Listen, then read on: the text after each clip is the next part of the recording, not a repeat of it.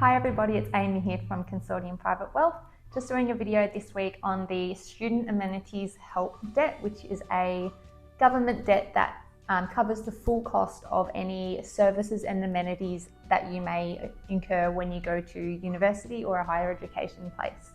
Now, the HECS-HELP, Services and Amenities Help, it is capped at around the $330 per year mark, but the government has also set a limit on any educational providers and ensure that they aren't charging over that mark anyway, so it will cover the full cost of the services and amenities that you will be charged at university or a higher education place. Another thing to note, and a little hack from this video, is that even if you use, well, of course you'll use the amenities such as the toilets, but even if you don't use the financial planning services there, the counselling services that are available through your university or higher education provider, you are charged for those. So it definitely is worthwhile making as much use of the available services there are to you when you go through the higher education system.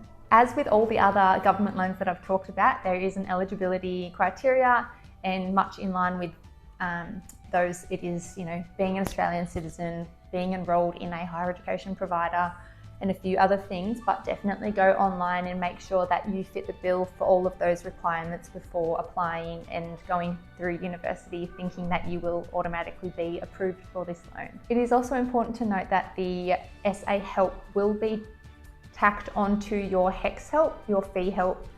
So there is that cap of $113,000 approximately with this fee, and as similar with those loans, you don't need to be repaying this one until you hit that $48,000 or thereabouts threshold of income per year. So as soon as you earn above $48,000, you will be paying off this help debt, and this debt will also be increased each year in line with inflation. Other than that, that's a pretty, easy to understand debt and a really easy win for a lot of Australian students. So make sure you get out there and take those wins. That's all from me for this week, everybody. Until next time, see you later.